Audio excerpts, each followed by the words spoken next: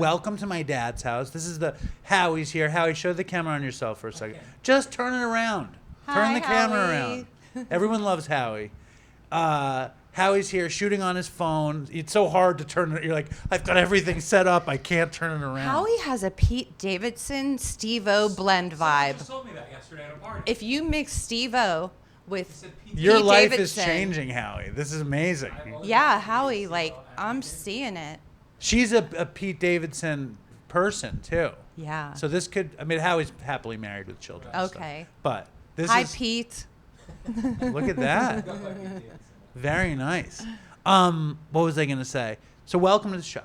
Thank you. Thanks for having me. It's really, I'm so grateful. Thanks for reaching out. And this is Ginger Robinson, a.k.a. Mrs. Robinson, which is not her real name. Right. And you are a OnlyFans, do we say sex work? What do we say? Yeah, you can say sex work. Model, I call myself a content creator. Content creator is much nicer. Yes, porn star. I do mainstream porn too. I work with browsers and all that stuff. But the route is a very interesting route. Yes. And you came into it way later than most people come into it. Than all people. Than all people? I have yet to know someone that went into mainstream porn at 50. Yeah. So I want to start there. Okay. Why? Yeah, so I had a career. I was a teacher in my 20s. I'm 53 years old. I was a teacher in my 20s, and do you feel comfortable, by the way? Are you happy to be here? I'm so happy to be here. You feel and you feel good, because I don't want to like grill you. I've never had anyone on the show, I don't think, who did porn. And there was one woman who almost came on the show who did porn, and we didn't, and it never happened. So you are a trailblazer in the world of dopey. Woo, and I don't want to grill you or grill you. I was on No Jumper, so I can handle anything after that. Right on. But what don't you like? What's the fucking difference? You're ruining the interview, Howie. Howie's not usually here. It was probably a bad idea to have him here. So, yeah, no, you won't. I feel very comfortable saying, yeah, I don't want to talk about that if we were to get to something I didn't want to talk about. So I'm an only child. I'm from Pittsburgh, Pennsylvania, and I did the whole, like, college route, grad school. I went to school to be a teacher, and I did that in my 20s. And then I realized I don't really like other people's kids. So I like kids, but I don't want to be around them all day. And so I started working in advertising so long ago that I was working with newspaper ads. So it was pre-internet. And I ended up finding something I really liked and started climbing the corporate ladder, worked my ass off to, end up with big advertising agencies, Madison, like the whole nine. And I lived my life. I got clean in 2003. I'm coming up on 20 years in September. Yeah, thank you. But I clawed my way there. It took me 14 years to actually, put some time together. But it was a road. It was a road.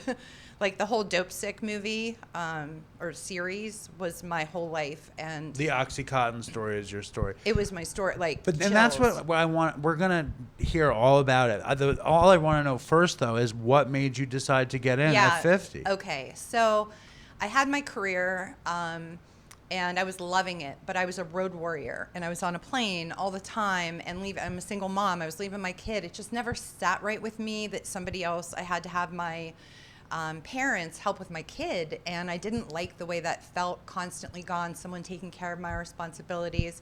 So I kind of put it out in the universe, like, am I supposed to be doing something different? And about a week later, as you know, that's how it happens. You ask, and then you get the answer. I was sitting at a socially distanced bonfire. COVID's happening. Yeah, it was March of 2020. And there was an acquaintance there, and across the fire, he goes, hey, have you ever thought about doing MILF porn? And I clutched my invisible pearls, and I said, no. Are you kidding? I have my master's degree. Who was this guy? This guy was a friend of a friend, and I had seen him. He's from the program, so I knew him that way. So you know how we're all like, we all know each other, but we don't, but we do. And I was like, no, I would never. I have kids. How well did you know him? I knew him well enough. We had been at some conventions together. He was friends with a lot of my friends, so I trusted him. Because that's a bold question to ask you. He's very bold like that. And you know how we like to say things for shock value. Right. And he was probing you. He was. And he said, my wife does this OnlyFans thing, and she makes like $300,000 a month. And so I understand you don't want to do it. And I was like, excuse me? Did you just say $300,000 a month? And I was doing well in my career. And I'm not saying this like humble brag, but people were like, you did it for the money. I was doing 6 figures in my career, working truly hard, never had, disrespect in the advertising world. And he said, well, just think about it and, whatever. And I'm like, yeah, I'll hard pass, like never. So I went home that night. I was laying in bed. But were you offended? Were you? It was a compliment, right? No, it wasn't anything. It's so hard to offend me. Was it just him being a dumbass, or was it him being like, you're hot? Or it both? was him probably seeing a financial opportunity, because how it unfolded was, after I went home and had the hamster wheel, should I do this? Is this what the universe is saying? Am I supposed to be doing porn? And I'm like, I can't be naked on the internet. I'm not comfortable with that. I don't hook up. I don't date. I can't be naked. And the reason I can't be naked is because what people will think about me. And I had lived my life in such a way to that point that all I cared about was what you thought. Look at her. She's the best mom. She's the best recovering addict. She's got the most sponsees. She's got a great career. Look at her. She's the head of the PTA. I was like president of the PTA. I was doing everything you guys in society told me I should be doing. So to be naked on the internet was like never. And that's where the conversation in my head started. And I went and I talked to the people who call me on my shit. I'm like, am I insane thinking about this? And they're like, we talked about like the pros, the cons. And at the time I had a 14-year-old son and a 24-year-old daughter. And my daughter is in entertainment. She's like cruise line vocalist. And my teenager, we sat down to dinner. I'll give you the short story. We sat down to dinner, and I said, what do you think about mom doing OnlyFans? And my kid spit out his water and was like, Mom, listen, you're pretty for a mom, but do you think they want to see that? And I was That's like, what your son said? Yeah. And I was like, I actually don't, but I'm hearing they do. And he said, go get the bag then, Mom. And I was like, Google, get the bag. Right. Okay, get the bag. All right, so he's giving me the thumbs up, and I said, just think about it, because I'm going to come back to you in a few days. A few days later, I'm like, hey, have you thought about that OnlyFans thing? And he's like, no, not at all. Did it start? How are you doing? And I said, I didn't start. I don't think you understand. You're going to walk into school and some kid's going to hold up a phone with my picture on it and say, your mom's pussy's on the internet. Did that happen? No. No, it was a flex, because I shot with Johnny Sins. I ended up on No Jumper, so no one ever bullied my kid. No one ever said anything bad. Nothing changed. But that moment, when I said, you're going to be made fun of, this was what changed my entire life. He's like, Mom, why do you care so much what people think? Because I don't. And I was like, damn, like if a 14-year-old kid can feel that way, how can I continue to live my life in a way that I care so much what people think? Well, when we started making Dopey, right, I started it with a friend of mine, and we made it anonymous. Okay. I had how old was he, 6 or 7-year-old daughter. He was trying to become a doctor, and we decided we didn't want to put our names because I didn't want my daughter to Google our name and see heroin. Yes. And he was scared that it would limit his potential. Right, And, so you get it. And I totally get it, and I think it's human nature to be afraid of what people think of you. Yes. And I think there's been a little bit or a lot of a backlash for you when you tell this story. Oh, yeah. And people talk shit. And even though we want to be courageous and we want to not give a fuck, because that's the ultimate American dream. Yes. I don't give a fuck what this person thinks. It's very hard to attain that. It is. And it's gotten a lot easier, because when I did it, when I finally pulled the trigger and invented Mrs. Robinson. I started on OnlyFans, and I started on social media. My background in advertising was social media strategy, branding for big companies. It was everything that I'm doing right now, but for big companies. And so I applied that to what I'm doing, and I was able to create this brand of Mrs. Robinson on social media, gain a following, turn it into OnlyFans followers, go from a free page to a VIP page, and then found, mainstream, like Kieran Lee reaching out to me. He's a porn star, if you're not familiar. I'm familiar with Kieran Lee. He has a penis that's insured for $1 million. Wow. And Mine is only insured for like 300 grand. It's fun. He reached out to me on Twitter, and because I tweeted something like, somebody told me I should be on Brazzers, and he's like, I agree, I want to shoot. And within a month, I was in LA. But what happened was I didn't go into the decision lightly. I talked to my therapist. I talked to the people who call me on my shit. I talked to my family. I talked to everybody that mattered to me. So I would have a support system built in. And then I didn't really think it was anyone else's business, like my acquaintances. I would get phone calls like, oh my God, are you fucking naked on the internet? And I'm like, yeah, I am. What about it? And the people, you'll appreciate this. There were a handful of girls, a couple I had sponsored, but I'd been close with them for 20 years. And one of them, I can't believe you're doing that. And I'm thinking, I fucking heard your fifth step and you can't believe I'm doing this? Like, are you fucking kidding me? Like, how dare you judge me? But what it did was it really showed me who people were, because we can say we don't judge people, but we take their inventories, whether we choose who we want to be around based on the inventory we take. But I wasn't hurting anyone. All I was naked on the internet, and I lost a lot of acquaintances that way. Right, and those people are not your people. They're not. But another thing that I always thought, like when we started doing this show, was my imagination. Like I was a waiter in this deli, and by day I waitered, and by night I was this podcasting addiction superhero guy idea. But for you were this corporate marketing mom, Pittsburgh MILF, whatever you want to call it. And to do what you did, it's a leap of faith. Yeah. It's also, though, like it's exciting. Like it wasn't, you didn't just do it to get the bag. Like, no, not at all. So I want to talk about that motivation. Sure. Like, what did you want out of it? Like what was attractive to you out of the whole thing? It truly was my kid. That changed my life. When my kid said, why do you care so much what people think? It's really that simple, because I realized until that moment, everything I did was for everybody else. And that I had been, I was pretty much a little hoe in high school, and I'm like, I've been training my whole life for this, and it just didn't matter. Sex is natural. People have sex. Everyone else is doing it for free. And I just thought it would be a nice change. And because it rolled out the way that it did, where I was seeing who people really were, it was just this big eye-opening experience. It was a bunch of cool new things to do. And the money was great. It was much better during COVID. No one's making that kind of money anymore. I mean, some people are. I'm certainly not. But the money was absurd. You know what? Before you say anything else, because OnlyFans happened during COVID, yes. right? What's the OnlyFans story?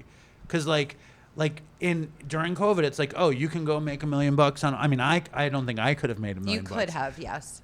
And maybe Howie could have, but I don't know if I could have. But explain to the audience, whom anybody might not know what OnlyFans is, how it works. I still am a little bit. Mm-hmm. I know that it's subscriber based. How does it work? So OnlyFans is Facebook for adults. So imagine Facebook. Sorry, I know you don't want that in the frame. Maybe. That's beautifully orange. I like it. Yeah. Howie doesn't like it. I like it. But keep going. It's Facebook for adults. It's not PornHub. You'll see people say, why would someone pay for that when you can get it for free on PornHub? It's a totally different experience. PornHub is guys want to jerk off and then go out with their friends or call it a night. They go in, they jerk, they go. OnlyFans is a platform where you get to know your audience and your friends that are on there. So people follow you. I have conversations. Many of my conversations are not sexual in nature. Yeah, I do have those as well. You can sell sex tapes. You can sell pictures. You've got guys into feet. They want to see your toes. Crush some bugs for me, and I'll pay you $50. Crush some bugs. Yeah. That's a thing? And wiggle your toes. Oh, you don't even. You crush the bugs with your toes? Yeah, and you record it, and they pay. The feet guys pay a lot of money for feet shit. Do you have any insight to the psychology of it? The only thing I know is that 1 in 5 men are feet guys. Howie, you? You don't like feet, so you're. He doesn't dislike it. He doesn't care. I don't care either. I'm not pro or con with feet. See, I'm not either. I'm not pro or con. I think it's awesome Yeah. that somebody's so interested, and I think there's a richness to understanding Right? why they're so interested in feet. Yes. I think it's fascinating. It is, and there's like feet things you do. But There's the foot job. Breasts is very like it's really. I mean, I love breasts, but it's very interesting. Yes. Why? Are you a tit or an ass guy? I like both. You like both? I really do. Okay. I like both. All right. I don't like one more than the other. Really? That's rare. I really don't. I like Okay. both. But it's just weird, the fetishism that we put on body parts. I'm a metrics and data geek. I'm really a nerd. I feel like I should hire you to help with the show. Oh, I would love to help you. We need a lot of help. Okay. A lot of help.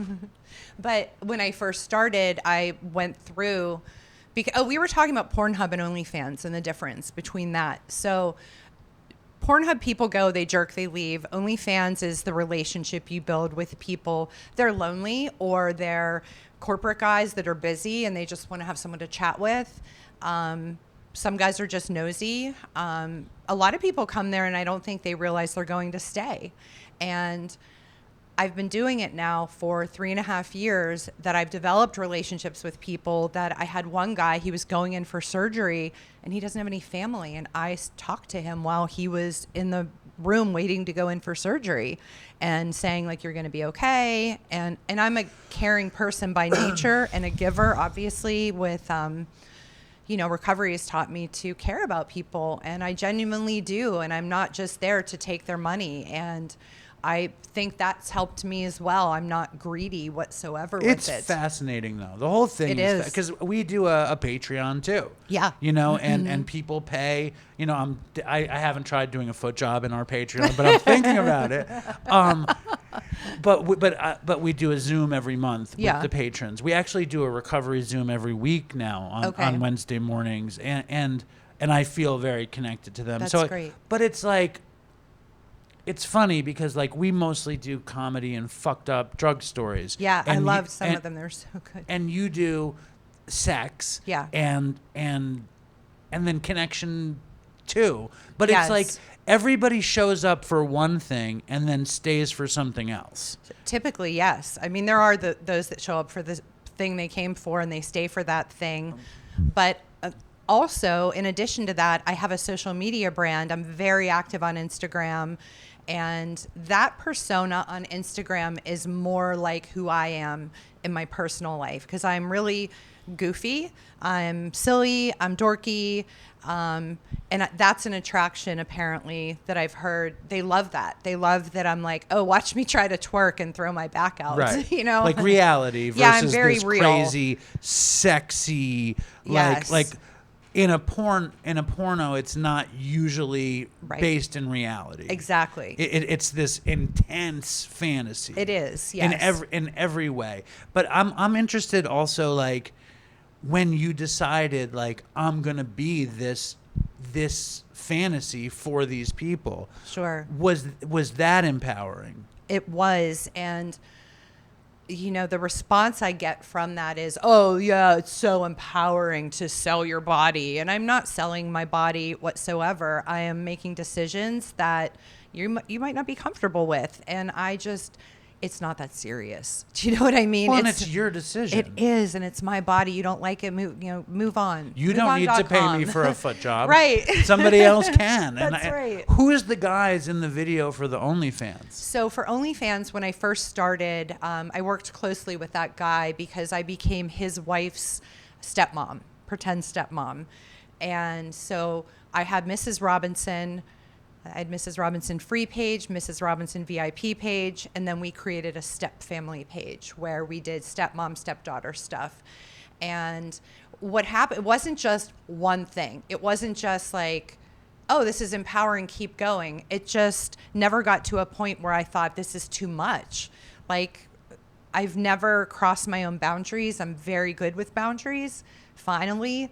I only do what I'm comfortable with. And your question was, who are the guys that you... Oh, who are the guys? Who gets the foot job? Yes, okay. And do they get paid? Like, what happens? Yeah, so there's a couple different ways that happens. So when I started, I had a list of what would want to be seen the most.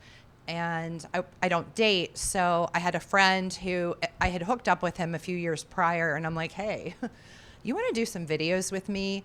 And I have to pay you a couple $100 so that I own the content. That's how you do that. And he signed off on it. So I'm like, okay, we have to do a doggy cream pie. We have to do a BJ. We have to do fingering. We have to do eating out. These are all the videos that will be requested. And so he and I did a bunch of them together. And then he got in a relationship. He's like, I got to quit the job. And I'm like, fuck. How did it work emotionally? Like, if you were dating him before? We never dated. We just hooked up a few times a couple years prior. But he was my friend too, so I can detach. I'm not like, I don't catch feelings, and I know that's probably some like Andrew Tate no. Oh, you're transferring your fucking spirit to them and all that shit. And people believe that. Great. That's not me. I was able to. In fact, I would kind of be bossy, like, no, get the shot. We need the cum shot. I need a facial shot. And so, no, there was no emotion to it. We were just friends. We would do that and then go out to dinner as friends. And then he got in a relationship, and I had another friend, and I'm like, can you do me a solid? And so we recorded a bunch of videos. And then after that, just those two guys were the only ones I shot with for OnlyFans, until I got into mainstream, and I shot for Brazzers. And when I shot for Brazzers, Kieran and I shot a scene. So I saw that scene. And then I shot for MILF.com, and, I met someone there, and we shot a scene. And then I became friends with Cherie DeVille and Alexis Fox, Nikki Benz, Holly Hotwife. And I shot... Holly Hotwife? You know her? No, I just like the name. She's like the hottest hot wife. Shout out to Holly Hotwife. Look her up if you haven't already.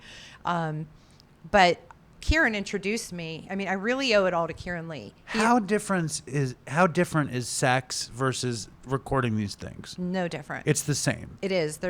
When I shot my first scene for Brazzers, I think I expected it to be uncomfortable and like different, and it wasn't. It was just like, because I had a promiscuous past, I never felt weird at all. Because it just felt like what you had done anyway. It did. Felt like hooking up. It did, but no.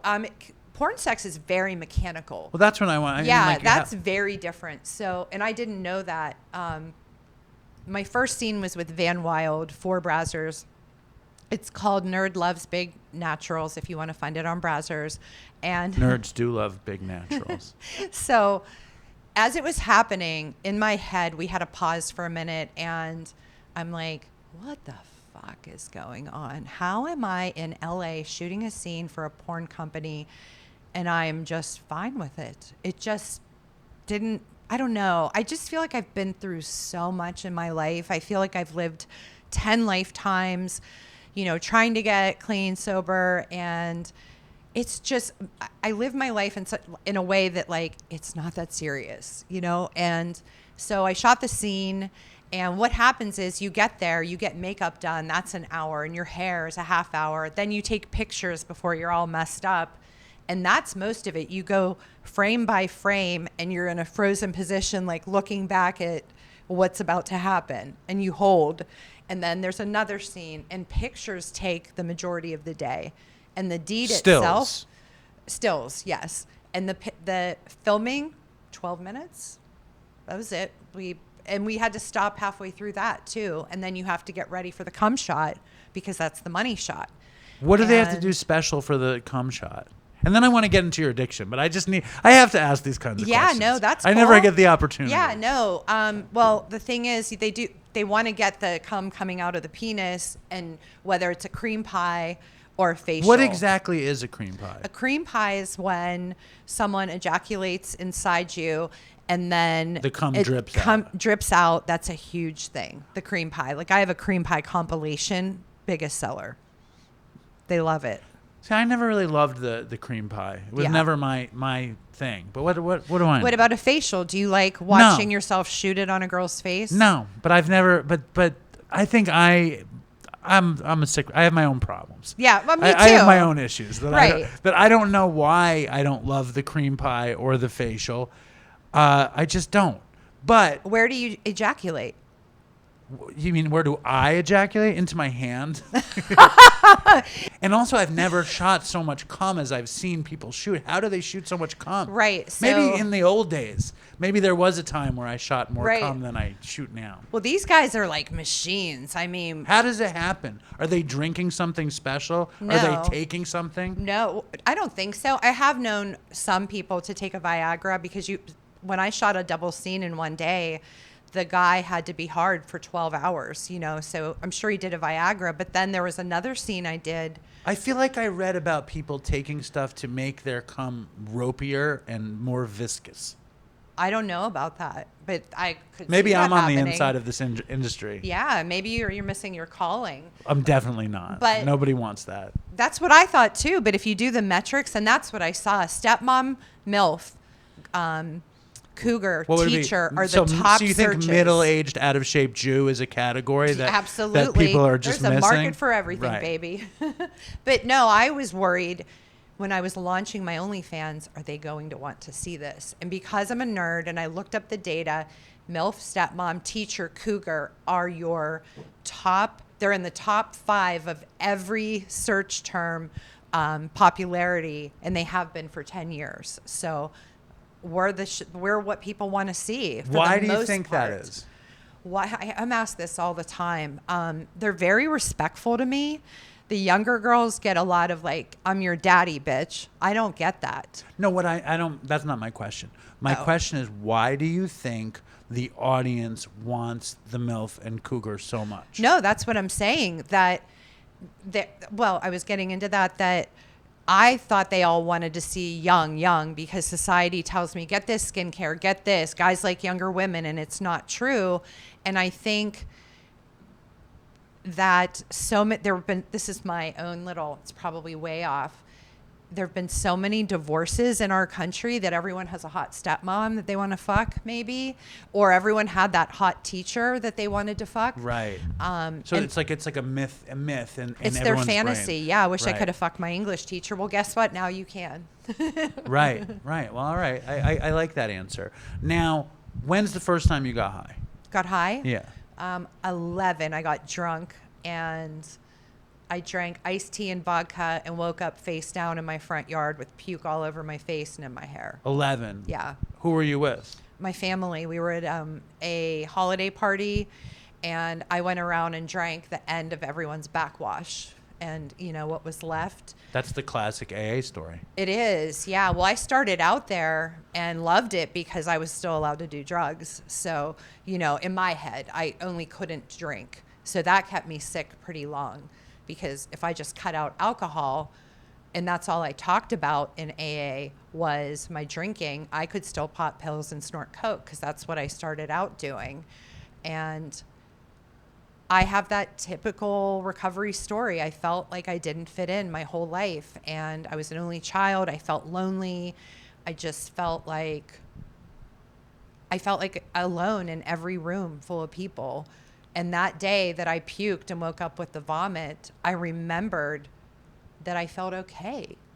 And so I liked that. And that's what I chased. I chased that, and I chased relationships. And my dad's an addict too. and he's an Italian from Brooklyn. I know your dad's an Italian from Brooklyn. Yeah, you did? Yeah. How? Because I've researched you. Oh, okay. I know everything. That's wild. Cream Yeah. pie doggy style. Dad's Italian cocaine addict from Brooklyn. Yeah. Taught you how to shoot a gun. He did. How to fuck people up. He did. You like to shout. Yeah. I know all about it. Yeah, I kidding do me? like to shout. Yeah, so he was using my whole life, which was a reason I used, even though I said I'll never be like him, I ended up being just like him. So I want to hear about like before we get to pills and coke and all that stuff, and you're drinking and Yeah. you're 11, like when does it become, like 11 is very early and it's probably like, wow, this is crazy. I probably didn't do it for at least another 2 years. Right. So when do you start socially drinking, and when do you think you find that it's a thing?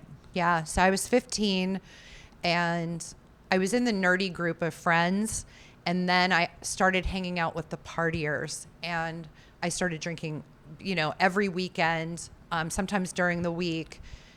And I loved it because I could just be free and I didn't have to be me. Well, it's like the thing we talked about. Like, Yeah. we don't want to care what people think. Yes. And I know that when I did drugs, I finally had a little bit of that. Yes. So Yeah. you felt freedom. I did. I felt freedom, and I didn't have consequences. And I was pretty promiscuous when I drank, and that was my excuse. Oh, I was drunk. And then I went to college, and I drank there. It was like training camp for drinking. And I had my first Percocet in college, and it was for legitimate pain. I have endometriosis, not anymore because I'm old and my insides are just probably like retired. But I took a Percocet, and that was like, whoa, that first buzz.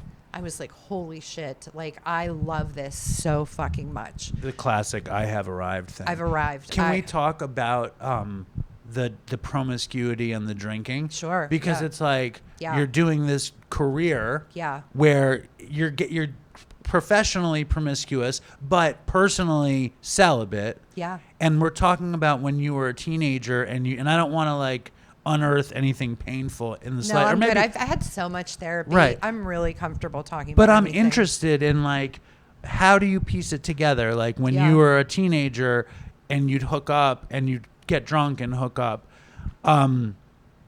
how do you reflect on it now? Yeah, so it is painful. It's not painful that I can't talk about it. I feel bad for my childhood self because my growing up was very volatile. My dad was violent and angry, and it was scary. And I was looking for love. I was constantly looking, and I thought if I had sex with people, they'd love me. And it was obviously the opposite.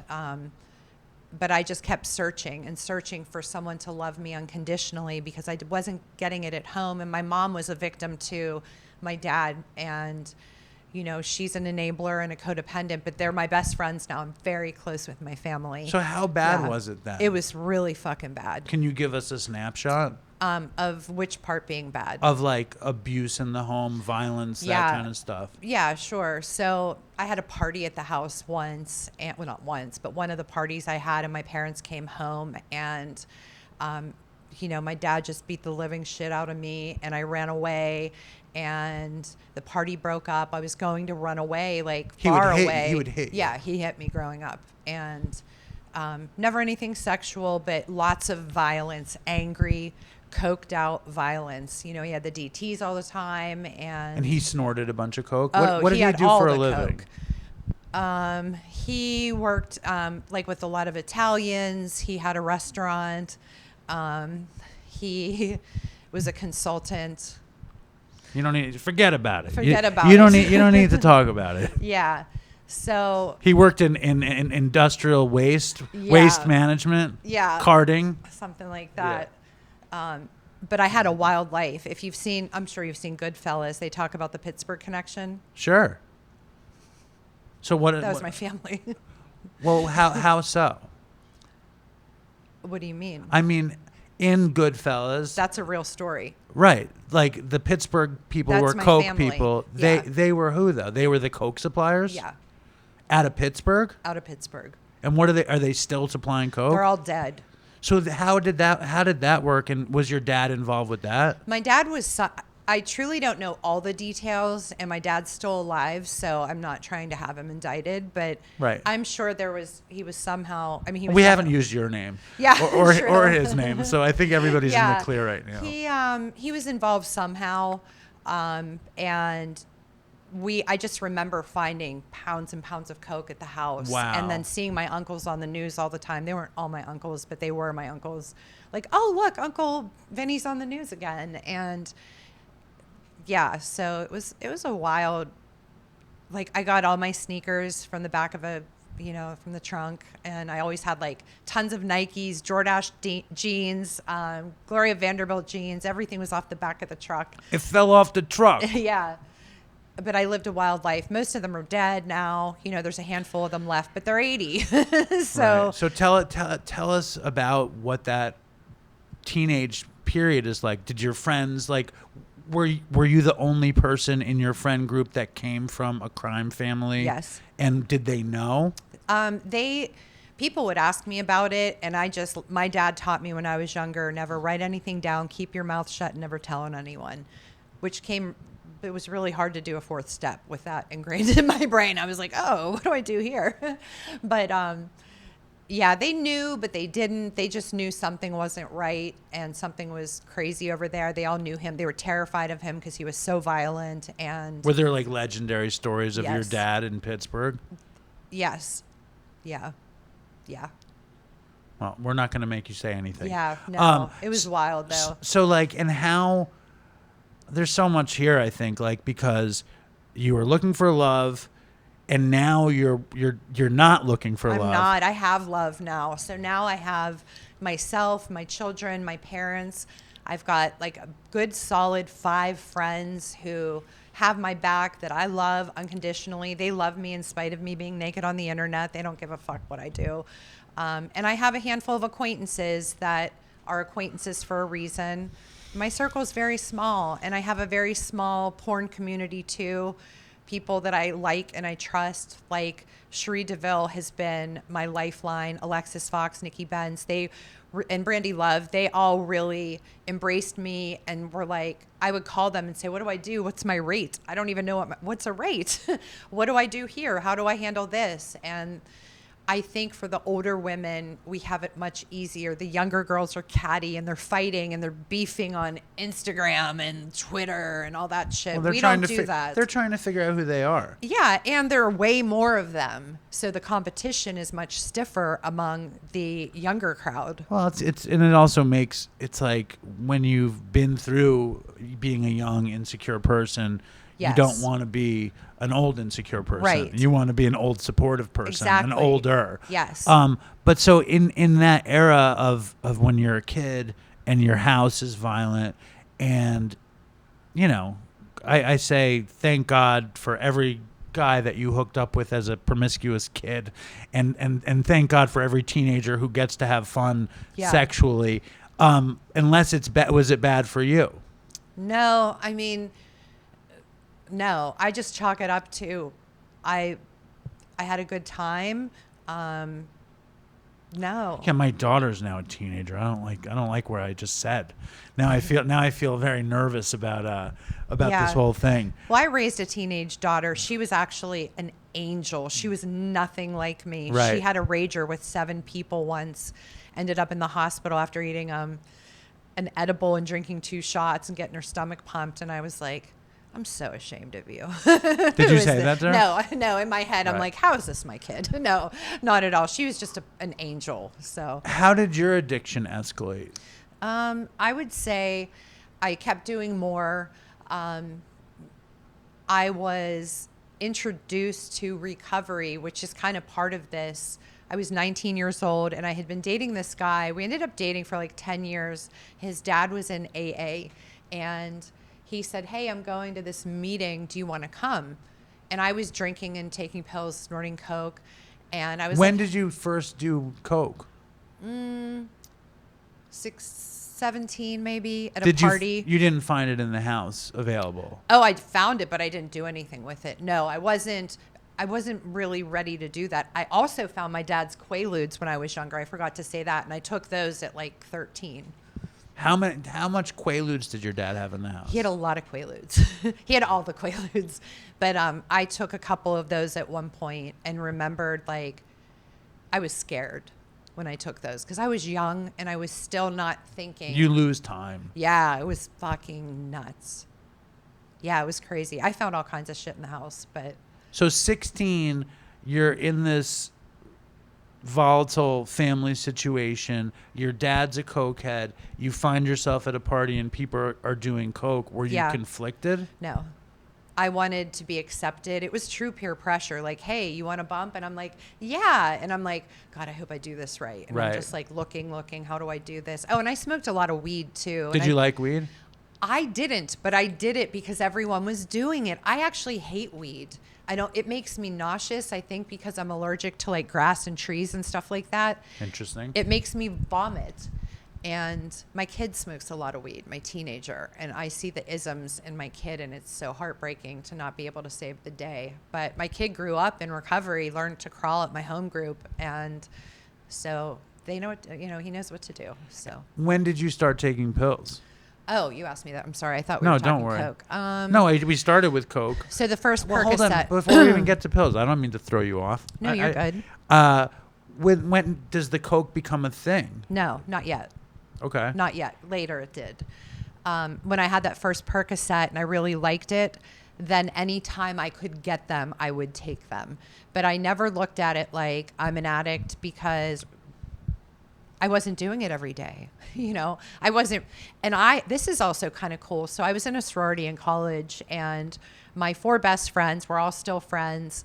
We laugh when we see each other now because I'm the designated driver and they're like, what a change is this? Because I was the nutty, crazy, drunk party girl. I didn't know that not everybody blacks out. Did you know that now? I mean, well, not everybody blacks out, right? I didn't know that until maybe 10 years ago. And they're like, no, we weren't blacking out. And I was like, oh. Well, I thought we were all just partying. Right. Well, it doesn't feel as though everyone's going to black out when we do. Right. And then in a way it feels like you did it right when you black out, but then you find out and it's like that's why we get recovery. Because, right. It's like this built-in defense, built-in safety. Yes. Like it isn't, but then ultimately it is. That's it. And so the Percocets I loved, and I had this increasing pain from the endometriosis. I think I've had 15 or 16 surgeries for this endometriosis. It's a female problem where your uterine lining deposits in other areas of your body. And imagine a grain of sand in your eye, how much that hurts. It's like multiple grains of sand in places it shouldn't be. So it was extremely painful. And it was awful. And so I was given pain pills very easily. But I thought, oh, it's for legitimate pain, so it's okay.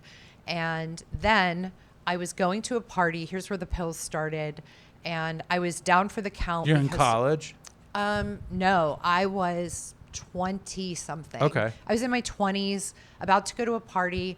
And we were friends with the guy I was dating at that point. My whole life is, so there was this guy. So maybe I was that's why there guy. isn't now. Yeah, right. Yeah, I'm so fucked out. It's not even funny. So, but this guy, we were together for quite some time.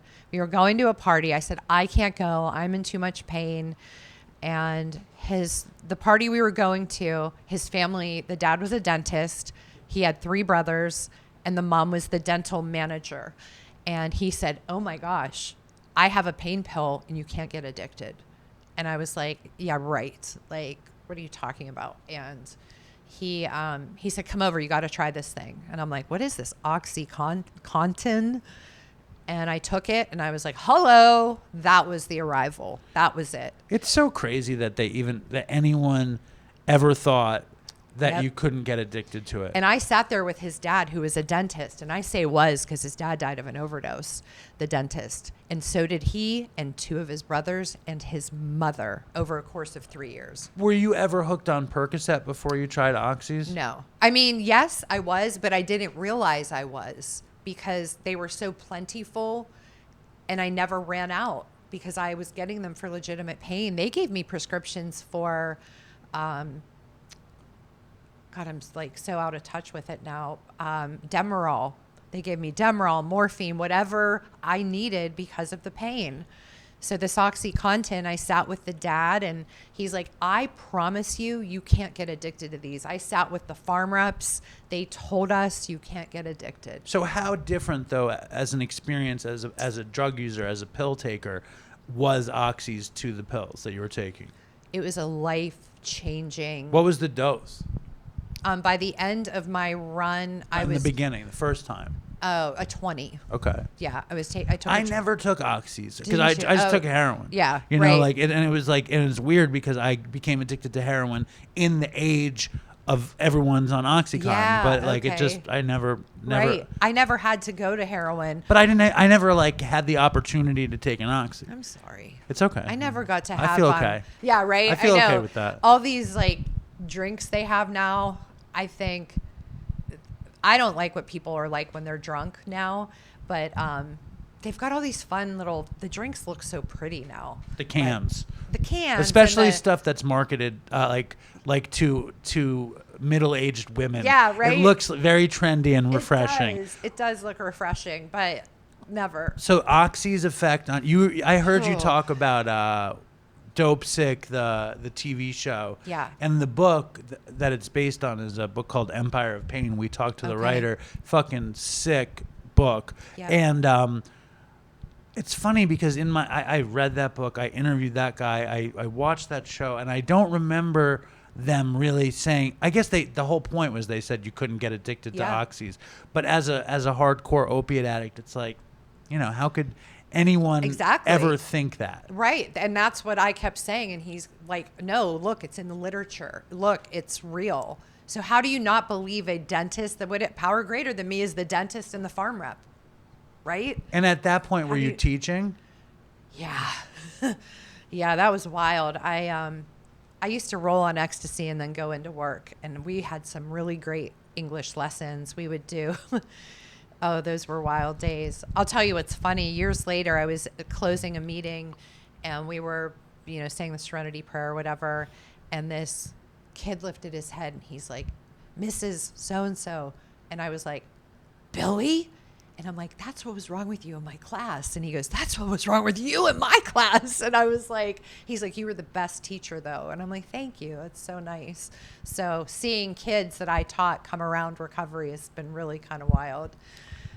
When did you start doing ecstasy? Anytime somebody had it, I would try it. I loved it. I did a lot of psychedelics, ecstasy, all that stuff. Can you think of a good story?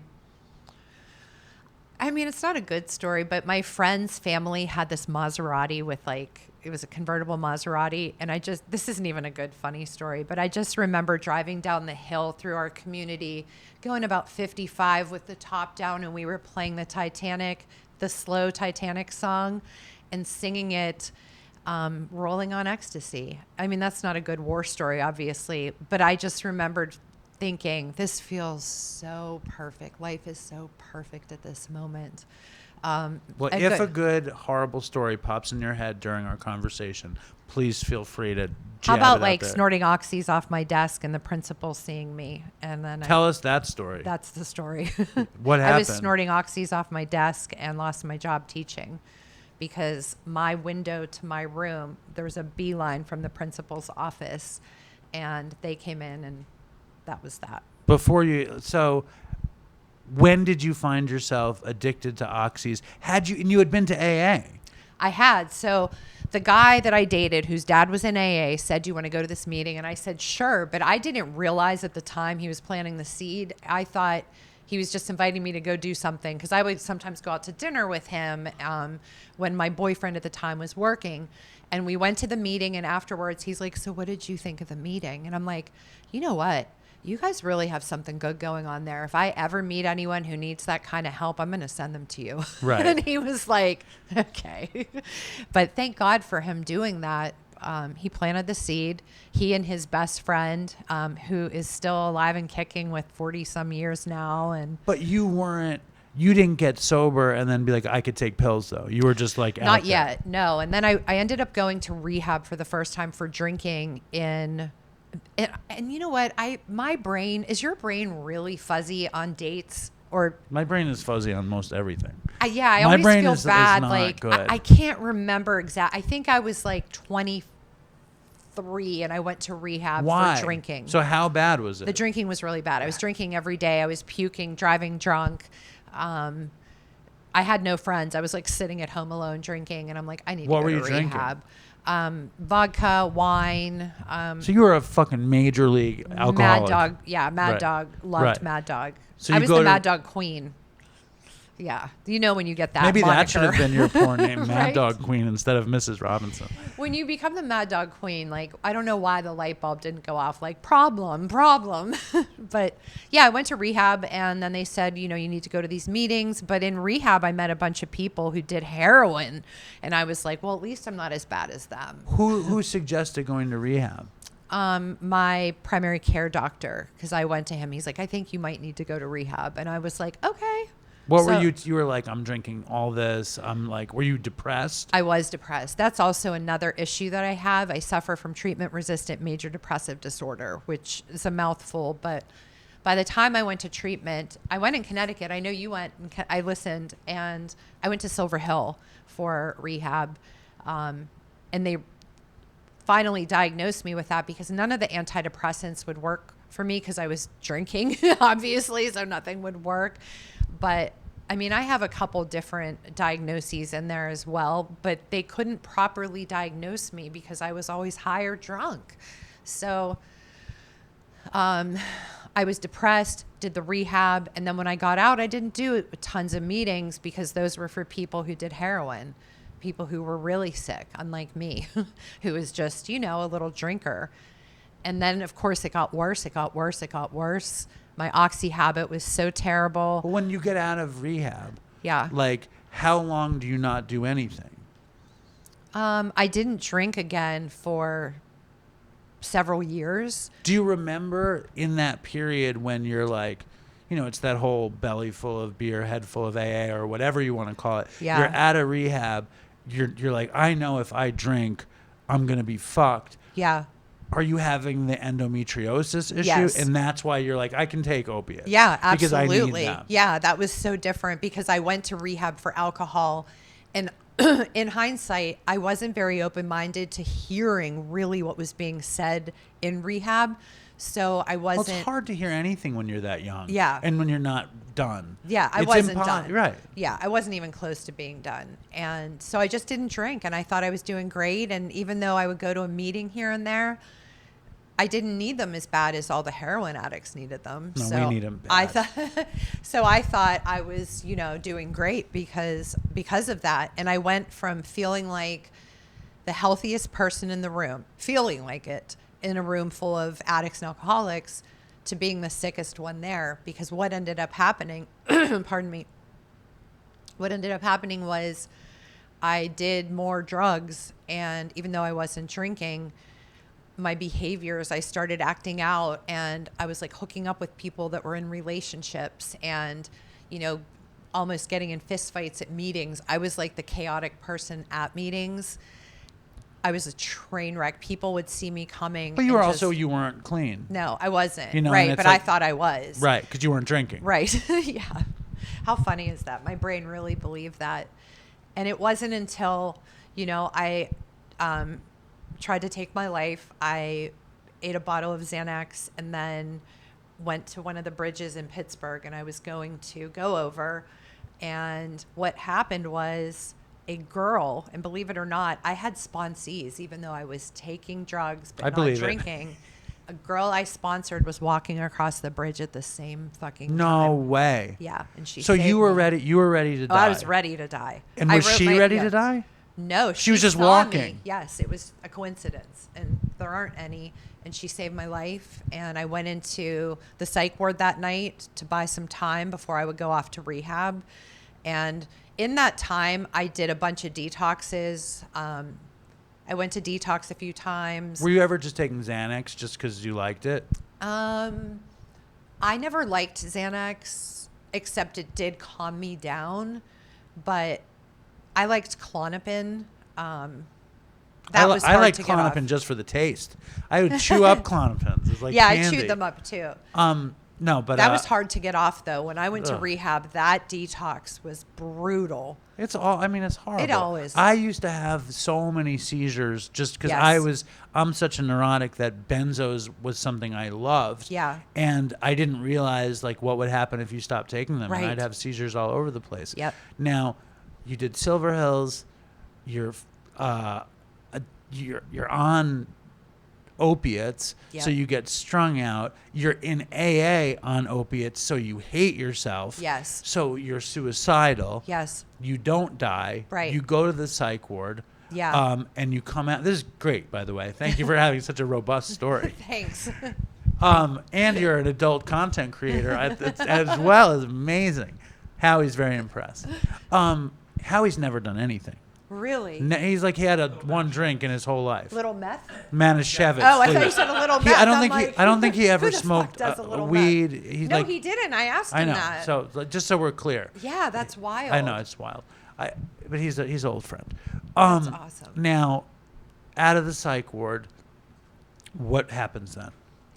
Out of the psych ward, and at this point I had been I do have a robust story. At this point I had gotten married, I had a baby, I had my daughter by then, and when she How's your husband dealing with this stuff? he's not doing well with it at the time, but we didn't stay married. We ended up getting divorced when my daughter was 2, and it was almost like we had never been married. I got pregnant, so we got married because I got pregnant, and we wanted to at least give a college try to the marriage. Sure. And when she would go with her dad, that's when I would use. So I had it under control, you know. That's what I thought. And it was terrible. And by the time I went to rehab, my parents were like, we are going to tell him what you're up to. You're going to lose custody of your child, and you need to get your shit parents said together. that. Yeah, you got to get your shit together. And my dad got clean by this time to get me clean. Your dad did. Yeah. My dad started going to meetings. He would drag me to NA, and I hated it, and I hated all meetings. I just hated everything. But he was in NA, so he would force me to go. And I'm an adult, but I've got this overbearing Italian dad who is still telling me what to do, controlling me, and you know, he was trying to save my life. And so I went to rehab, and when I went to rehab, I didn't think it was going to work, because in that time between rehab 1 and this rehab, I had done so many detox centers. I had done so many things to try to get clean, try to get sober, that I thought I just wasn't capable, because I was such a loser. I was so fucked up. I was the worst human ever. I hated myself to such a degree, like, I can't believe I don't hate myself today. Like, it was hard. At what point in there was the Oxy story at school?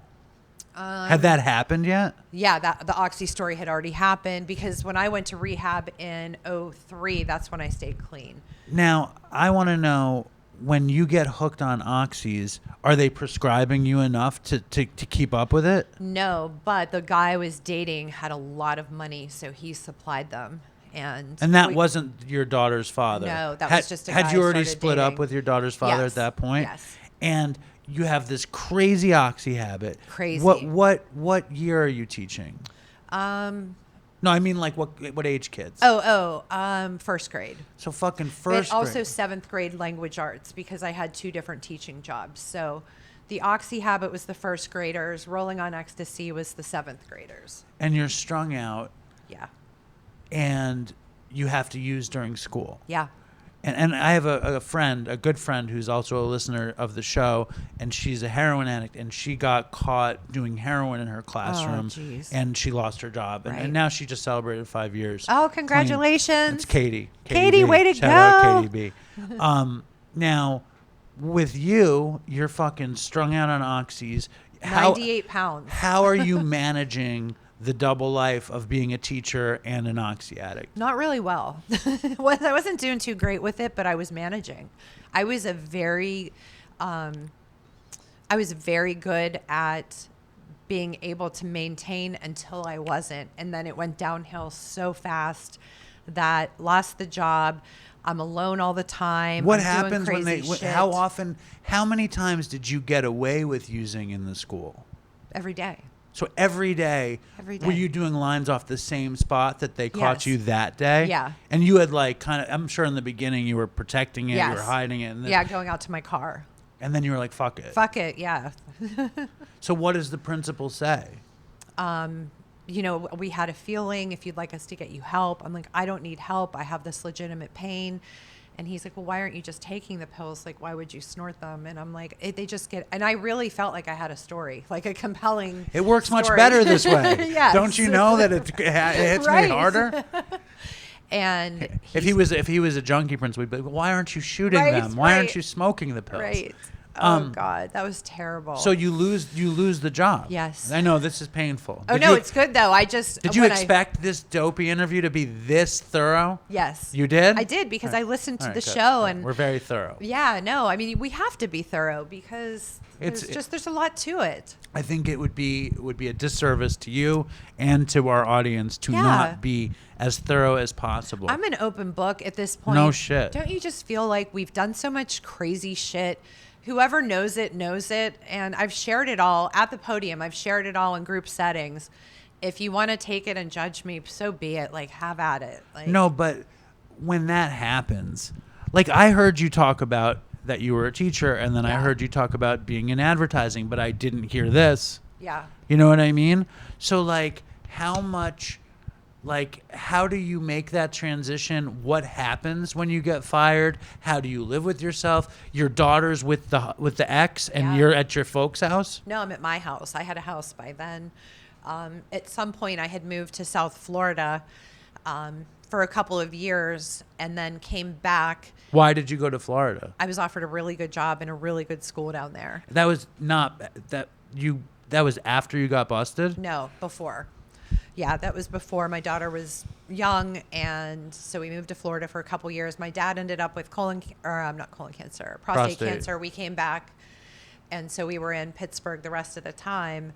But I just felt so defeated when that happened. I was so humiliated, and I had enough money. I had saved enough money to kind of live on that, and then I ended up getting, that wasn't yet. I would get odd jobs. Like I did a lot of writing. I used to write for a local magazine. Ironically, the magazine's called Maniac, and I wrote a column called Confessions of a Serial Dater. And so I did a lot of writing. I wrote for a local news station. I was very good at appearing to be functional. Right. And I can't imagine that now because I'm barely functional being like clean. Like my back hurts. Like I'm always in pain. And I just feel, don't you feel like life is so exhausting sometimes? Yes, I do. Like life exhausted me. I'm tired all the time. But yeah, so lost the job. God, when was that? 01 maybe. And then more oxys, little bit of acid. Acid at that point? Yeah, acid with that. When's the first time you did acid? College. High school? College? College, yeah, I was like 20 maybe. So how is the post-firing acid trip? Horrible. Right, I Yeah. imagine. Yeah, that was awful. Dabbled in some mushrooms at that point too. And they always left me so depressed and like suicidal. So I was really on the brink. Was it of- just guys being like, do you want to trip out with me? Or how did that happen? Yeah, because I went out all the time. I would go to bars. I got roofied at a bar once, and that was really terrifying. Woke up in the hospital. What happened there? I was out at a club with friends, and then I woke up in the ER. That's all I remember. And there weren't cameras as much back then, so we weren't able to figure out who it was. I just remember calling my friend who, from recovery at that point, it was around 0102, I'm guessing, 0102-ish. And I said, hey, I'm at the hospital. Can you come pick me up? It was like 5 a.m. I got roofied. And he just died last year of an overdose. But he had like 10 years sober then. But he was always my come get me guy. And he's like, what the fuck? You got to get your shit together. This is crazy. You're getting roofied. Like, You know what I didn't ask you though? It's like you went to you did rehab, you did AA. Yeah. You start taking opiates again. At what point are you like, fuck it, I'm just gonna drink? oh, around 01-ish, I would say. I don't think I drank. Oh, you know what? No. It was before the bust or I- after the bust? Before the bust? Before it. I drank at my friend's wedding and no one knew. It was my secret, like, they had the champagne there. So it was a few years after I had gone to the first rehab, and I snuck a glass of champagne and thought, I'm fine. And then I didn't drink again for a while, but when I did, I just went hard. And I drank, and I did it all. I was like a garbage can. It was sickening. And you were doing coke then too? Yeah. Oh, yeah. All the coke. Loved coke. Was your dad still doing coke? No. And it's a miracle you never like got into his fucking coke. No, but what I did used to do, you know what? I was doing coke at the same time he was at one point because he was such a slob with it. He would drop enough on the ground that we could put together at least like a gram from what he dropped. And you always snorted it. You never shot it. Never You never shot. smoked crack. No, I did smoke crack once, and I didn't like it. I loved putting shit in my nose. It's why my nose pours constantly now. And I had a surgery because there's a hole. You know, there's a hole in there was a hole, and they plugged it up, so now my nose just still runs. I couldn't snort anything if I wanted to now. Well, it's probably a good thing. Yeah, right. So that's a crazy run. Yeah. You know. It was crazy. And it's also like to be a young woman. Yes. To be partying. Yes. I know that for me, I was not a young woman partying. Yeah. I was like a young man in my house shooting heroin. Right. You know what I mean? Like By I didn't yourself go in the basement? Well, no, like on the couch with anybody that would be with me, and if nobody would be with me, I would be Yeah, alone. right. You know, but I often make a joke like I don't think I would have been strung out if I didn't have cable. Like Yeah. I was like a bougie fucking Yeah. junkie on a couch that's eating funny. ice cream. Right. You know, that was my addiction. Right. But to be a young woman and to be out and about, Yes. you put yourself. It's like dangerous and scary, Very and it's also dangerous. like to have fun, Yes. to not be alone, to be Yep. wanted. Yes. Right. To be wanted. That's all I ever wanted, was to be wanted in a true, authentic way. But I didn't know what that was. I didn't know what it was to be truly loved. And I think now I'll know it if I ever see it. And I'm not willing to just settle or just go out with anybody. And so I don't. I think all I wanted was to be relaxed, like to not be mental. Wait, I used to say I wanted the hamster wheel to stop. Right. The screaming in my head constantly. You suck. You're the worst person ever. That's how I felt. So what you get is, I want to shut that down, and I Yes. want people to want me and love me and Yeah, notice just me. for me. Just love me for me. And I have that now. You know, I've got people who can't stand me on social media, but I have a lot of followers who do like me and Well, you are have thousands respectful. of OnlyFans who pay you to be Yeah, connected to there's you, like who 100,000 fans on there. It's like insane. who obviously love you. You know. Some of them do, and people might say like they're just using you. They want to see you naked, and I'm sure most of them are like that. But there are guys that there's nothing sexual. They just want to chat. Well, and I look forward to when you can be open to connecting with somebody in a way Yeah. that you want to, and Right. and that'll happen when it's supposed When to it- happen. yeah. When are you like, this is fuck? Like, what's the bottom? I was ready to kill myself, and Again. Yeah, again, that was my go-to. How many attempts did you have? I mean, true attempts. Yeah. That one, I would say. The other ones were cries for help. Like, I'm What gonna did the do girl, it. What did the girl say to you on the bridge? What the fuck are you doing? And she grabbed me. I literally was straddling the bridge when she walked across. And she's like, shouted my name. And she's like, what the fuck are you doing? And she grabbed me, and I just started to cry. And I laid on the ground. And she got me to the psych ward that night. It was so crazy that it was her. It just gives me chills. Yeah. So, and that was the one serious attempt, but you didn't want to be here. Right. And you're using as much as you can. And is it one guy after another, basically supplying you with drugs? And it was a passive death wish. Like, I would drive really fast so that if I did die, I died. But wasn't actively trying, but I didn't care if I died. And you weren't shooting oxys. No, I never shot. I never used a needle. And Yet.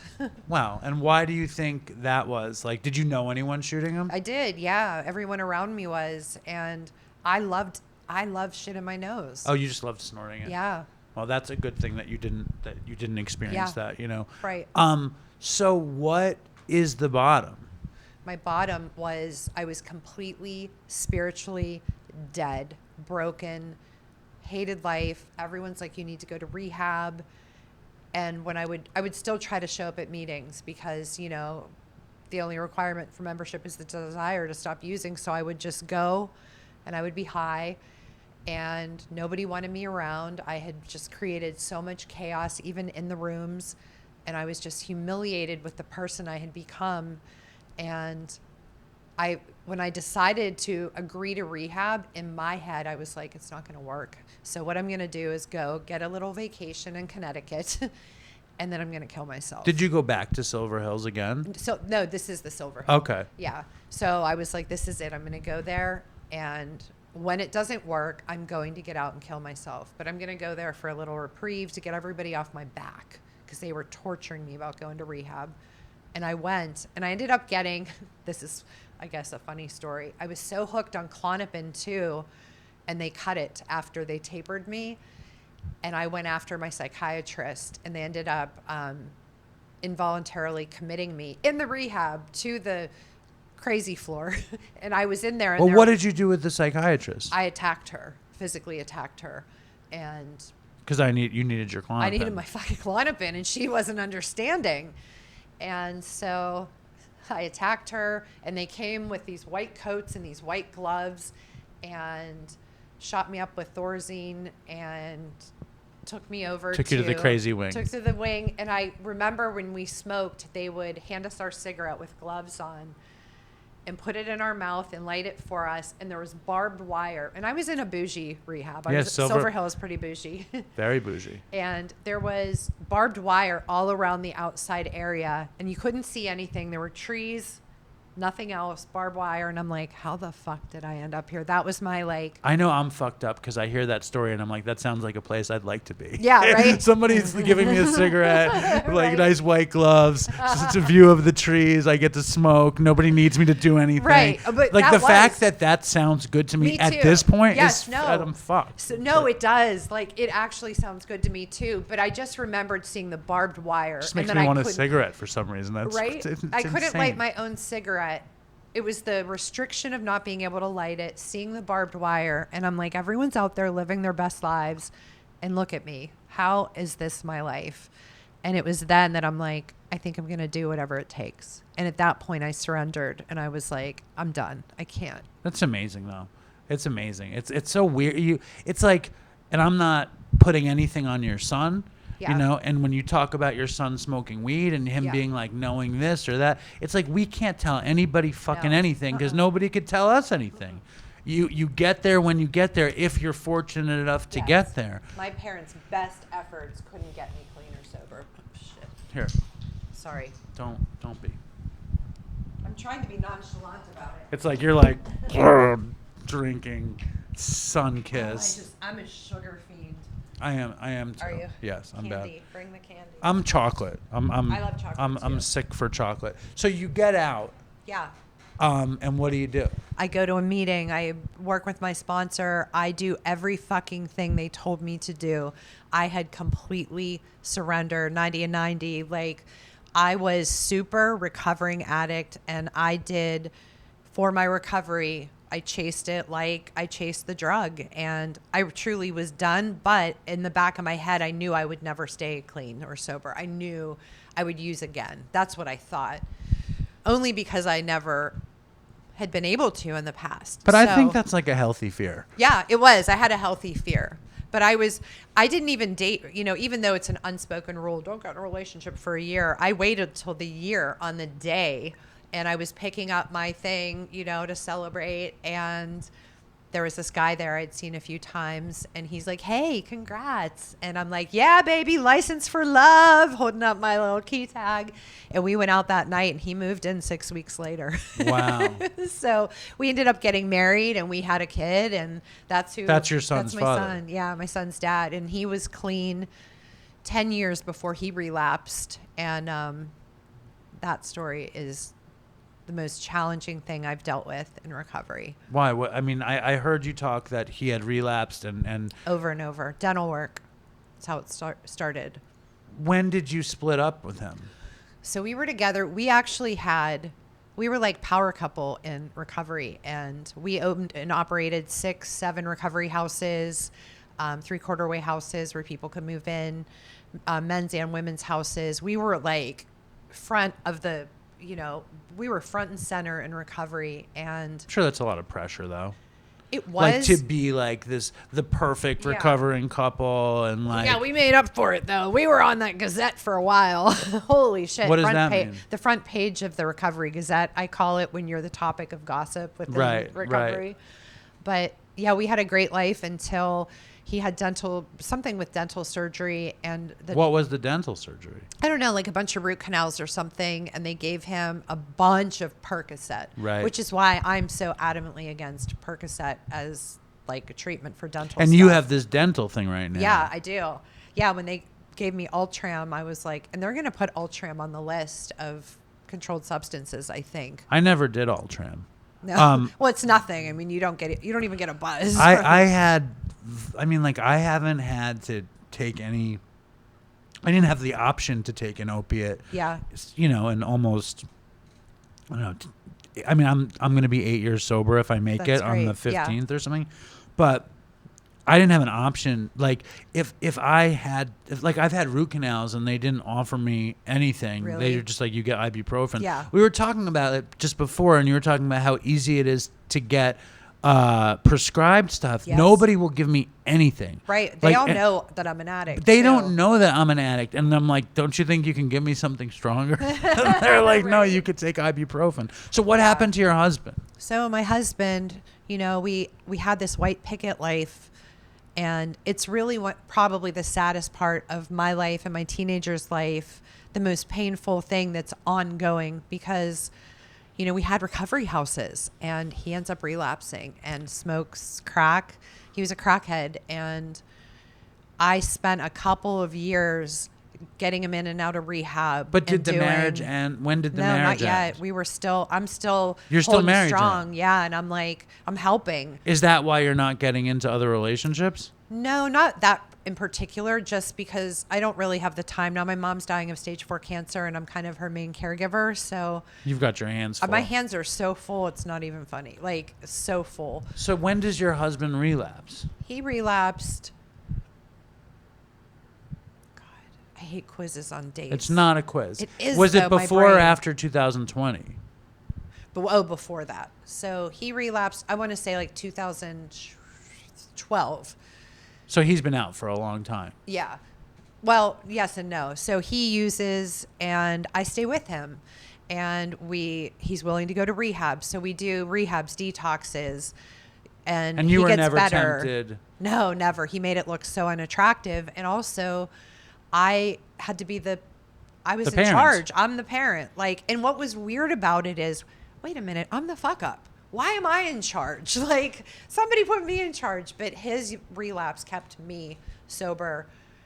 Well, you had So I to show up. I refused to put my kid through anything. He never saw me high, so he never has to. But And that's so- also that's the definition of recovery. Yes. Is to be able to show up Right. when necessary. And your husband, which is the worst, gave you Yes. that opportunity. I know. And now so how bad has it been for him? So it got to the point he was in cocaine psychosis. Then he starts shooting dope. He was never a heroin addict. Yeah, he started shooting heroin. We separated in 2014. I filed for divorce. He went off the rails when I did that. I had to get a protection order because he was Crazy. he was crazy, rightfully so. Like his whole world was ending. It was his fault, and he couldn't stop using. He was using against his will, and it was just so ugly. My kid was traumatized because we had this great life, and then all of a sudden, boom, dad's gone. And we tried co-parenting, but he wasn't clean. And it was things like I would take him to go see his dad, and I drug tested his dad every time, and he would fail. And I would have to say, sorry, bud, you can't go swimming with your dad today. And he would be crying and Just we'd have to excruciating. leave. It was fucking brutal what my kid went through. And what you went through and Yeah. what your husband went through. Yeah. You know, and he's still going through. Well, yes and no. So in 2020, I think it was, he had already been in and out of rehabs. We're divorced at this point. We're barely speaking. My kid is not seeing him unless I'm there because I don't trust my kid to be alone with him because he's now like 100 pounds and 6'2" and so strung out. And I said, I had this OnlyFans money, and I said, you're going to rehab. I can't watch you do this anymore. And I sent him to Bougie Rehab out in Utah. I'm friends with a really, like a nationally renowned interventionist. If you ever need a good interventionist, Is he's it in Candy? Pittsburgh. No, his name's Tim. It's oh wow. Yeah, his name's Tim. Tim's fabulous. I said, Tim, I need a rehab for my ex. I need him landlocked, so he's not at the beach. And so it takes at least 2 flights to get back to Pittsburgh. He's like, how's Utah sound? I'm like, fucking Where A. did he go? Cirque Lodge. Oh, yeah. So now he's at Cirque Lodge. He's there now or No, then? no, at that 2020. point, Did he ever 2020. give you shit about OnlyFans? Oh, God, no. He loved it because, yeah. No, he didn't care. He liked that you had money and Yeah. and proved how hot you were. Yeah, exactly. And so I had a friend take him. My friend was a Marine. He's in recovery in Pittsburgh. His wife is one of my best friends. And I'm like, I need someone to take him to rehab that he's not going to fuck around with. I need him to get there. So we sent him to Cirque Lodge. And day 2, you're going to love this. He calls me and goes, and he's, starting to really feel it. I don't know if I like my accommodations here. I said, excuse me? What are you talking about? He said, well, one building He's is like, rustic. they won't let me smoke crack. I can't Right? stand it. Oh, no. He said, one building is rustic and the other building is very contemporary. And I love that rustic feel. I said, are the programs exactly the same? And he said, yeah, but I go, listen up, motherfucker. If it was good enough for Lindsay Lohan and Selena Gomez or whatever celebrities went there, it's good enough for you. You were in the gutter living like panhandling. He just wanted to use. Yeah, He just wanted exactly. to do what he wanted. So he shut up and he stayed there and he did great. And he promised he's coming back to Pittsburgh. He's going to be a dad. And he did all the things. And my kid finally forgave him. We did family sessions. And we went out to visit him while he was in transitional living. And I could tell something was off. He hadn't used yet, but I knew something was off. And he had met a girl in rehab. And he was going to move in with her. And he said, so I'm not going to move back. And that destroyed my kid. My kid just went downhill. So many mental health issues from that. And he ended up not coming back. I stopped paying the bills. And he lost his mind over that. And then we came back to Pittsburgh and my kid just went downhill. Like, I kept forgiving him. Now he's not coming back. What's wrong with me that my dad doesn't want to be with me? He's sober and doesn't want to come back. But he hadn't really worked on himself. Do you think enough. he was sober though? Yeah, but not for much longer. And then he ended up getting high. He got arrested. There's a meth charge. And this went on. My kid ends up in Silver Hill. So for mental health. When I was there in 2003, I saw the adolescents. Wait, hold on for one there. sec. Can you hear the ringing in the headphones? Yes. So let's wait for a sec. No, it's not my phone. I'm going to drink this.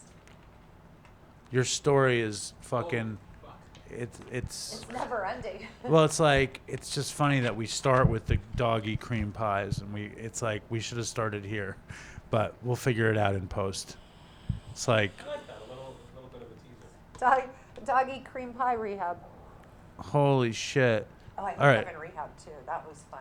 Well, I love rehab romances. Oh my God, he was great until he wasn't. Yeah, we stuck together. In fact, this hat is from my rehab romance. He flew me into New York after we got out of rehab and took me to game 6. It was in '03. I think it was the Marlins and the Yankees at the old Yankee Stadium. Took me there. That ended up really badly, but that was my rehab romance. So anyway, my ex-husband doesn't gets out of rehab, doesn't come back to Pittsburgh. My kid is acting out, smoking weed, getting violent, getting wild, so depressed, wants to kill himself. And having been at Silver Hill, I remember in '03 thinking, God, this adolescent program is phenomenal. If I ever have a kid that needs mental health, I'm bringing them here. And fortunately, because of OnlyFans, I had the means to be able to pay for it.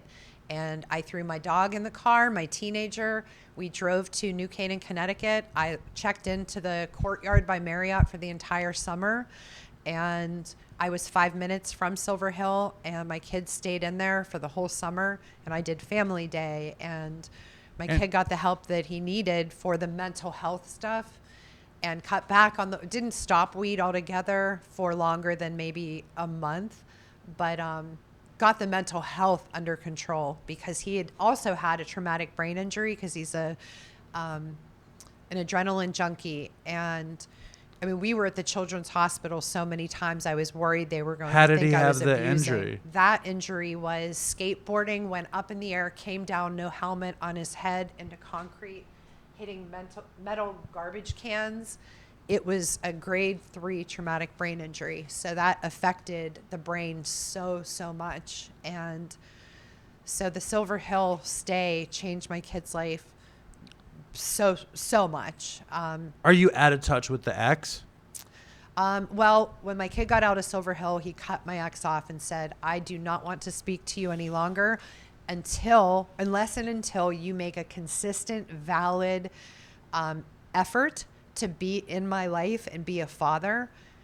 And my ex would try and then message me, why are you keeping our kid from me? And I'm like, oh no, you're not going to try that. I made my kid available in situations that I shouldn't have made my kid available. Right. So now it's like batten down the hatches. Honey, it's on you too. Like whatever happens. Well, he reached out about 2 months ago, my ex, and said, I can't breathe. I miss our son so much. Can you please see if he'd be willing to talk to me?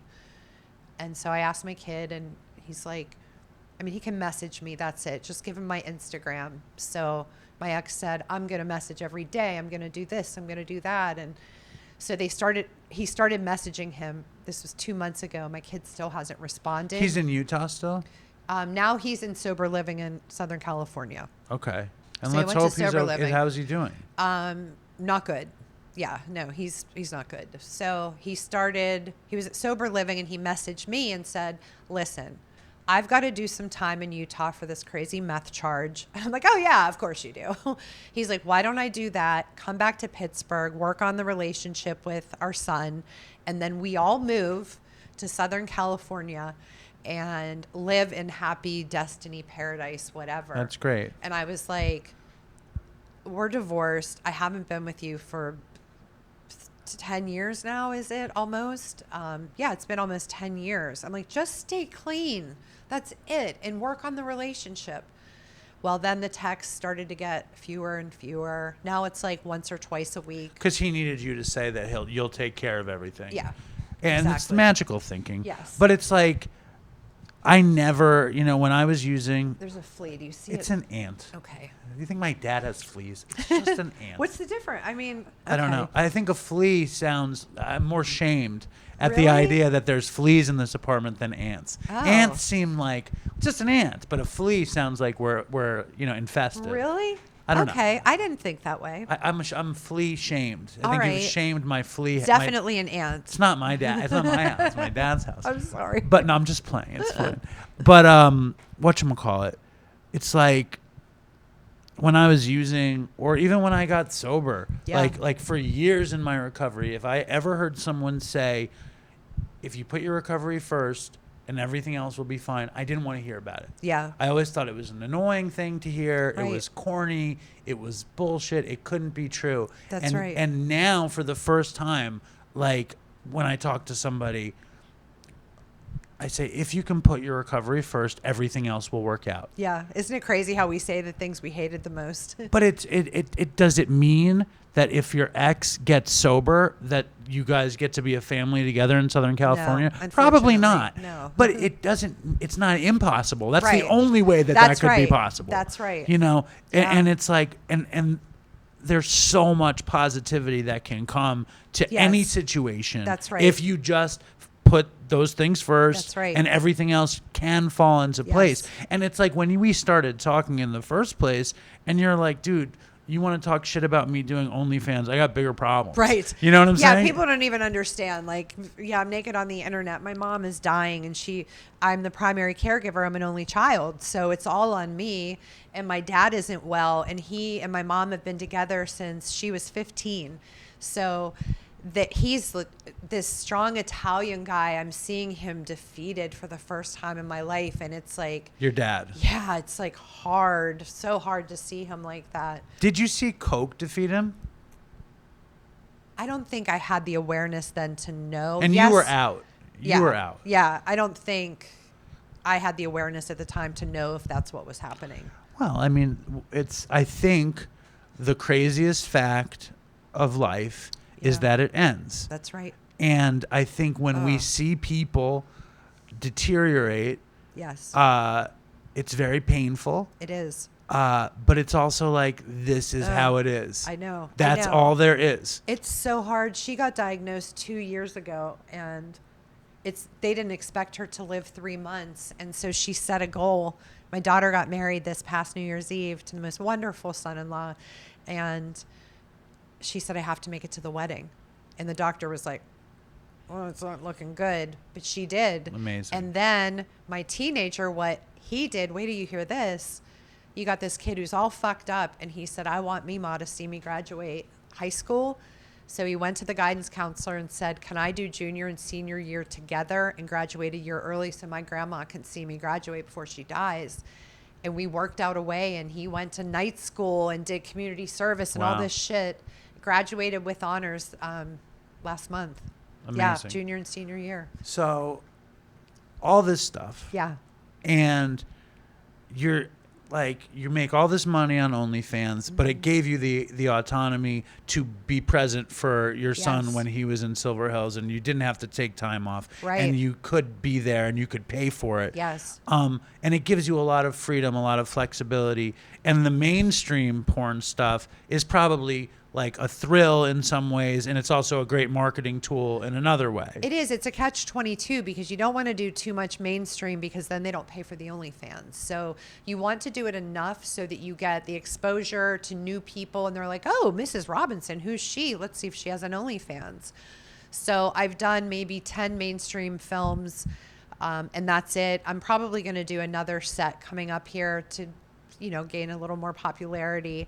But the pay there, I'm not sure if you're familiar with how it's all paid.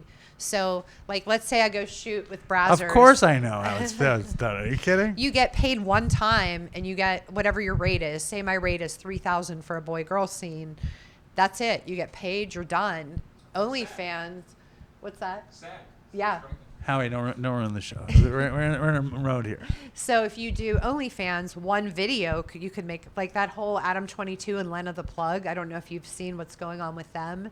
I don't know. Okay. Tell me. Well, Adam 22 and Lena the Plug have a podcast called Plug Talk. Right. And they interview a girl, and then they have sex with her. Really? And the sex part goes on an OnlyFans page. And they make so much money. How much money do They're they both so make? brilliant. Easily, if I had to guess, like 300, 400,000 a month. So, If I do the math, that's a yeah. lot of money. Yeah. It's like, so, that's a lot. So they're crazy rich. yeah, they're crazy rich. Plus, he has the No Jumper podcast, and they have other things going on. And she has her own page, but also They're in some controversy right now. they're in a controversy because she just shot a scene with Jason Love, another porn star, and she had never shot a boy-girl scene. So Adam's audience is like, he's a cook. He is down bad because he let her shoot that. But what's a And cook? It's a guy who loves to watch his wife get fucked by other people. A and cuckold watch. is shortened Cuckold. to cook. Yeah, cuck. Yeah. Cuck. Howie, you look confused and concerned. He's right. He's taking notes. So Adam is like, they're both very brilliant people and they're expert trollers. So he posts things that get the audience in an uproar, and the audience doesn't realize how much money they're generating getting him. from yeah, this. because Right. they keep him in the loop. So. Okay, but so what was my point of all this? My point of all this was, if you could choose anything, if you could say, I want this, what would you want for yourself? What do you like mean? career-wise, life-wise, like what would be the ultimate thing that you could do? Life-wise, I would get a van and do the van life thing for a year and travel around the country, make sure I see any of the 50 states I haven't seen. And then I've also heard of this new thing. It sounds terrible to a lot of people. It's a 3-year cruise that you go on, and it's for people who work remotely so that you can, it's $30,000 a year. Now think about it. That makes your rent $2,500 a month. It includes your food. It includes And you sail around the world? sail around the world for 3 years, and you can bring your dog. And my dog is my best friend. So We just went on a cruise. We cruised from New Jersey to Bermuda. oh, that's a great And that was the cruise. first time we had Oh. ever gone anywhere. And I was talking to, it was me, my wife, my 2 daughters, and my mother-in-law. Nice, And I was okay. talking to my mother-in-law, and I was like, I could imagine wanting to do this around the world. Yeah. And it sounds like they have probably good internet, so you could do work. Exactly. But would you, if you did OnlyFans on a cruise, Yeah. there'd be some lucky cruise goer. But Well, I don't do I haven't done a boy-girl shoot in a long time. I've done solo stuff and picture sets, and I could do pictures all around the world. And I don't know how long the boy-girl, or not boy-girl, but the naked stuff is going to last. I've had a lot of opportunities to do mainstream, non-mainstream porn, but like vanilla stuff. Like I do a lot on TikTok. I do a lot on Instagram. So I have other revenue streams that aren't naked, and I like that stuff too. So I see myself going in that direction. Sure. More so. And I'm getting old. Like I'm tired. I keep saying my back hurts. My back hurts. I'm tired. I'm old. And, I want to see what's up next. But I need to do some traveling once my mom passes and get dad taken care of. But I just see myself doing something kind of outside the box. Well, that sounds good. And you have 20 years. Thanks. Do you still go to meetings? Yes. Where do you go? Well, I don't do I haven't done an in-person meeting in probably 9 months. I've been doing Zoom meetings, and I love them. My friend, this guy in recovery, I've been friends with him for like 20 years. He just passed of natural causes, George. And George and I did Zoom meetings because he couldn't leave because of COVID. He couldn't expose himself. So, and he wasn't good on the internet. So George and I did Zoom meetings. So I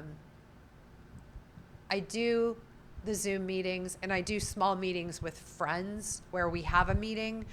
I have trouble going into the group setting because the attention's all on me. Why? Because I do porn. But And how would they know? Everybody knows. How do they know? Because it's a gossip central place, recovery. Everybody Aren't there knows. enough meetings in Pittsburgh that you can go to one where nobody knows? No. You should go to a meeting here today. Yeah, no. Because nobody's going to know. No. I do. I was going to say, when I'm in LA, I go, there's a lot of other people in the adult industry, and we go all the time when I'm there. But as far as in-person meetings in Pittsburgh, it's been about 9 months. Well, maybe not that long, maybe 6 months. But I go in person in LA, and anytime I visit somewhere, yeah, I'll probably go tonight or tomorrow, because there's a noon I like at in Midtown. I can't think of the name of the church. But anyway, yeah, the Pittsburgh in-person meeting scene has died down for me. And what about like recovery in the adult world? Oh my gosh. There are more people in recovery that I've met. I'm trying to think. The lady who almost came on is Brittany Andrews. I don't know her. She- I know she- the name, but She's an adult content creator. Yeah. And I feel so stupid that I said anything else than that. No, it's fine. Before. It's just fine. I'm an idiot. No, you're not. Don't talk to yourself that listen, way. I can talk to myself Okay. that way. We have fleas. I'm an idiot. Howie. Look Pete at that. Davidson. Right. Wow. I think you've extended Howie's to feel good about himself for years with that. Right, How? Yes? Huge fan. Yeah, he loves You could Pete. do doppelganger stuff. I am on OnlyFans. You should see the... Anyway. Well, my friend who's an OnlyFans creator hooked up with Pete Davidson. And? Yeah. It's happening. Yeah, he's got a lot going on down there. Let me ask you this, because that was something that Howie and I were talking about before you got here. It's like, I don't even know how to say it in a real way, a cohesive way, but like I was addicted to, I wanted to feel better, right? And then when I started doing, whenever I got a hit of endorphins, it was like amazing. Yes. You know, and when I got off of drugs and I would get endorphins and I would succeed, or I'd get a nice note, or I would get a like on social media or anything, and I felt validated. Sorry, I hate when people answer. No, I felt validated, Yes. and I also found that I wanted it. You know, so do you ever find yourself addicted to, and forget addicted, you're like, no, I'm not addicted to anything.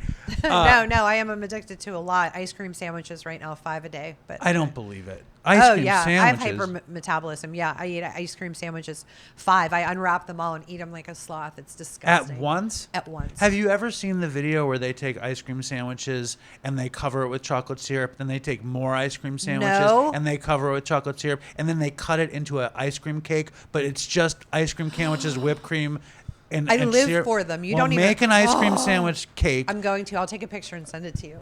But I want to know, like, and addicted is not the word. Yeah. But when you get the shot of endorphins from money, from fame, from people wanting you, does it become anything that you crave? No, it Not doesn't. at all. No. In fact, I had a woman in recovery tell me, you're doing this for the attention. And I'm actually, it's the opposite of that for me. I don't like the attention. There are girls that are like pick-me girls. I don't want the attention. I want to be under the radar, actually. I want to be... Well, that's why we don't know your name. Right. You wouldn't even give me your number. I was like, call me when you're downstairs. And Yeah. you're like, I'm not giving you my number. I'm sorry. Horrible. It's safety for me. What do you and think I'm going to do with your phone number? Nothing. I would have called you. I was just holding playing. it in my hand I'm when just you saying said you're that, and guarded. I'm like, I'm here. You're guarded. I am, and I think that's important because I have to put safety first, and I'm a single mom, and I just try to keep as private as I can, and I don't seek the attention. I do when I don't get a lot of likes on a picture. Instead, I think, okay, this isn't what the audience wants to see. They would rather see this that got more likes, where I'm doing a goofy TikTok. Like, I use it to drive what I'm doing in my work life. And you're trying to figure out what works. Yeah. Mrs. Robinson, it's been a pleasure. What do we do for your Thank you, husband? Dave. Can we do anything? Pray for him. Okay. We'll pray for Mrs. Robinson's husband, and thank you so much for coming. Thank you for having me. It was awesome being here. You guys were great. Would you say this is the best podcast you've ever been on? Absolutely, because it was the most authentic. And like I said, when I came in, I didn't feel like I had to be anyone but myself. You laid it out. Yeah, You I just laid it felt out. like I could come in jeans and a shirt and just be myself, because I know that we share a common denominator, and I just feel really comfortable here. It was an honor, so thank you. Well, thanks for coming. My pleasure. Awesome. I'm face down on the floor. Nobody